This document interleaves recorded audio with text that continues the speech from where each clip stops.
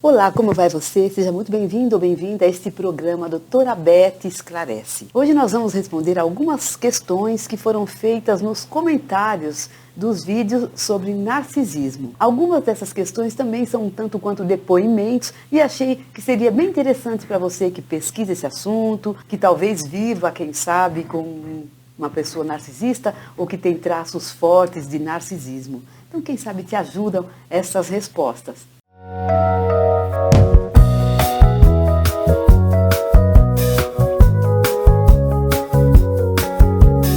Vamos às perguntas. A Laura de Freitas diz o seguinte: doutora, existem níveis, graus de narcisismo ou são todos iguais?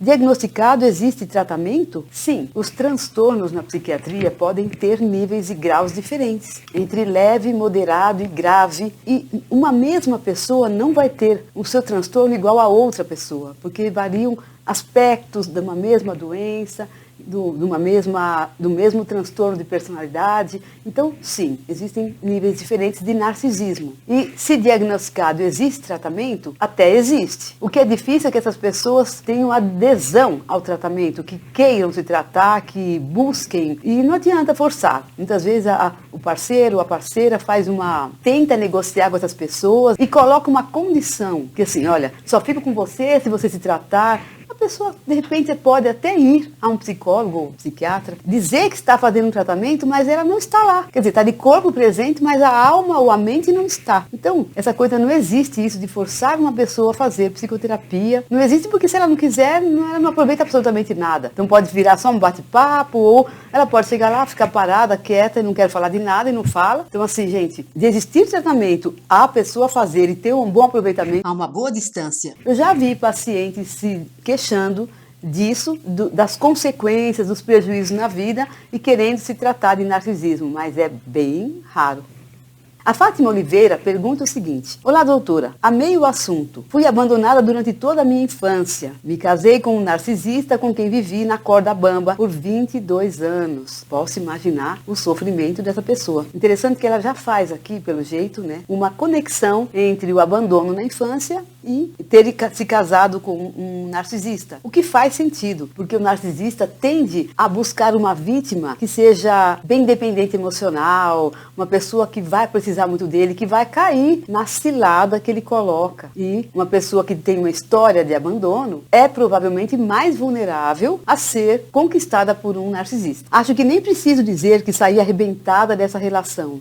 Não precisa. Infelizmente me vejo obrigada a rever esse sujeito sempre, pois tem uma sociedade e ele tem parte, ainda que indiretamente. Ele vive me ameaçando, tentando me desequilibrar no trabalho. Me explico melhor. Os clientes eram dele. Aí está a chave do seu poder. Ele me deixou cheia de dívidas. Eu sou uma pessoa responsável. Ele não, claro. Se eu jogo tudo para os ares, perco completamente a esperança de sanar os débitos. Portanto, me vejo obrigada a me submeter às suas chantagens. Isso está me matando aos poucos. O que fazer? Como agir? Muito grata pela oportunidade. Deus abençoe. Enquanto eu li essa história, eu observei que me parece que ela, a Fátima, tende a ficar muito num polo, né? Ou tudo ou nada. Ou eu faço o contato zero, e perco tudo, né? E aí não consigo pagar meus débitos, ou eu aguento tudo.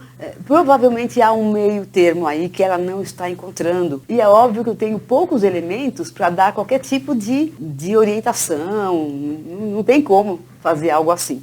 Então, a minha sugestão, se uma pessoa está numa situação assim e não sabe para que lado vai, que faça uma boa psicoterapia para encontrar soluções melhores. Quem sou eu para dizer para ela, desiste, desapega de tudo e sai fora dessa sociedade?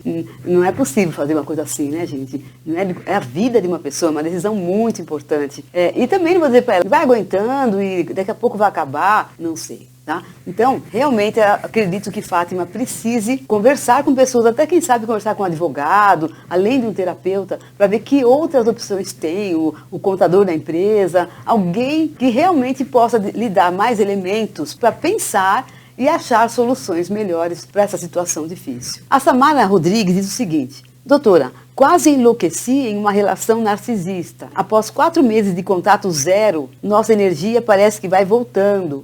Nossos pensamentos ficam firmes. Olha que bárbaro isso, gente. Porque vocês que já estão pesquisando, escutando vídeos e lendo sobre esse assunto, já escutaram, obviamente, essa questão do contato zero com pessoas narcisistas, porque elas são bastante tóxicas, elas tendem a tratar o parceiro de uma maneira muito ruim, muito inadequada, e o parceiro sofre muito. Então, muitas vezes a gente sugere que a pessoa faça contato zero por um tempo, desapareça do outro, para que ela consiga se reerguer, voltar a se perceber de uma outra maneira, enquanto isso fazendo, claro, algum trabalho terapêutico. E aí é bem legal quando a gente vê a pessoa contando da história dela e dizendo que as coisas estão acontecendo, que está de fato dando resultado o tal do contato zero. Quando saí desse relacionamento, não sabia nem quem eu era. Dar um basta após uma traição nesse relacionamento foi a melhor coisa que fiz. Provavelmente, quando ela deu basta, ela já estava mais preparada. O que a gente vê muitas vezes na prática são pessoas que buscam ajuda, até mesmo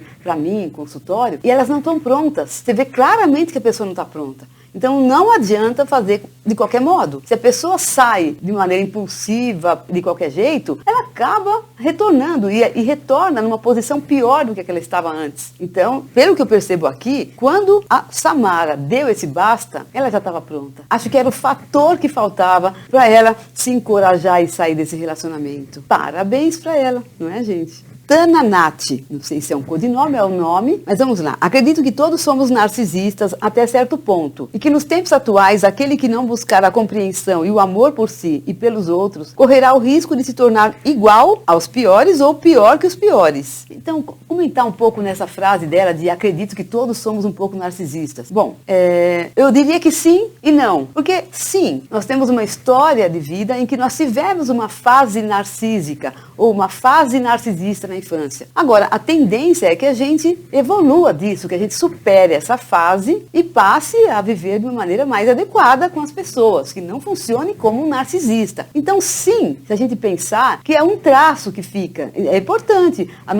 nosso bem-estar, nossa autoestima elevada, como a gente se trata, se a gente se trata bem. Isso tem uma conexão, sim, com um aspecto narcisista. Mas não dá para chamar uma pessoa de narcisista por causa disso. Eu discordo da Tana nesse ponto, em que a gente, por ter um traço, não dá para chamar de narcisista. Em relação à segunda parte do que ela comentou, de que nós estamos num momento de buscar, sim, amar a nós mesmos e aos outros. E isso é um processo bom, de maneira equilibrada, de maneira suave, sem passar por cima do outro, sem passar por cima da gente. Esse é o ponto, então concordo com ela. Acredito também ser bem cômodo lançar a culpa no outro do que em nós mesmos de nossas possíveis dificuldades. Se eu conseguir entender o que ela quis dizer, porque foi, não sei, vamos lá, né? Às vezes a comunicação escrita nos engana. Sim, a gente vê também na prática algumas pessoas colocando foco demais no narcisista. Então, por exemplo, em consultório eu vejo isso. As pessoas começam a ver vídeos, ler livros, e consumir muito esse assunto e elas continuam nesse lugar de vítima, vendo o outro como vilão. Então, se a pessoa faz isso com esse conhecimento, ela está utilizando de uma maneira que não é tão boa assim para ela. Ela vai tomando consciência, ok, mas ela continua se olhando assim, a culpa é dele, é porque ele é narcisista, porque ele isso, porque ele aquilo. Então, esse é um aspecto que é importante observar se ele estiver acontecendo. O que é melhor? Sair dessa condição de vítima e perceber, peraí, tem a parte dele e tem a minha, que estou contribuindo, me deixando lesar, me deixando explorar, caindo nos jogos dele, mordendo as iscas, como a gente tem falado aqui várias vezes. Então, sim, tem a parte de um e tem a parte do outro. Só para reforçar, em todo relacionamento, já falei isso várias vezes, mas vou dizer de novo, a responsabilidade é de 50% para cada parceiro. Não importa se um é narcisista e o outro é codependente, o outro é super gente boa e o outro é super gente ruim. A pessoa está ali e ela pode sair. Ela não está fisicamente presa, ela pode sair. E para sair, ela precisa realmente sair desse lugar de vítima ou desse lugar de que eu sou legal e ele é culpado por tudo que acontece de ruim nesta relação. A Maristela Carias diz o seguinte: bom dia a todos. Nossa, o narcisismo é mesmo um transtorno psíquico terrível. Eu penso que o mundo atual, além de todos os outros fatores, vem contribuindo para o aumento desse tipo de pessoa. Muita competição, muita necessidade de mostrar-se superior em todas as áreas, muita cobrança por padrões de beleza e sucesso. o egoísmo cresce. Concordo. Minha visão é essa mesma. Eu acho que nós estamos criando condições cada vez mais favoráveis para termos mais pessoas ou narcisistas ou com traços importantes de narcisismo, o que de qualquer modo é bem ruim para a pessoa e para os seus relacionamentos. A Fairy Tale é um codinome, né, certamente, diz o seguinte: acho que o narcisista e o codependente são dois lados da mesma moeda. Baixa autoestima, declarada no codependente, e negada ou camuflada no narcisista. E dependência da aprovação dos outros. O narcisista é, no fundo, um codependente enrustido, que joga na base do blefe, que descobriu que, invertendo o jogo, ele consegue enganar muita gente. Ele é tão dependente emocional quanto o outro lado da relação, que chamamos de codependente. Muito interessante essa reflexão, e é por isso que eu trouxe aqui para vocês. Eu não diria que são dois lados da mesma moeda, mas eu concordo com essa explicação que ela dá. Eu entendo também que o narcisista tem baixa autoestima, sim, e que fez todo um processo defensivo. Quando a gente fala dos esquemas, a gente fala de um esquema de arrogo e grandiosidade, que é um esquema muito forte no narcisismo. E isso acontece, sim, como um estilo de enfrentamento de defectividade, né? De a pessoa se sentir falha, imperfeita. Só que foi feito provavelmente tão lá atrás, a pessoa vive isso tão escondidinho, está tão dentro do inconsciente dela, que muitas vezes a pessoa não tem contato com isso. Ela só percebe o lado de que ela se acha e que ela é tudo isso que ela pensa que ela é. Muitas vezes ela não tem mesmo contato com essa baixa autoestima, com esse desvalor que está lá dentro, submerso. E sim, eu também concordo com a Ferli quando ela diz que o narcisista também depende emocionalmente da aprovação externa. Em certa medida, eu diria também que é isso mesmo, né? Em certa medida eu concordo, que ele quer que o outro o admire, quer que o outro o elogie, que o outro reconheça a superioridade dele e fica de alguma maneira manipulando para que isso aconteça na relação.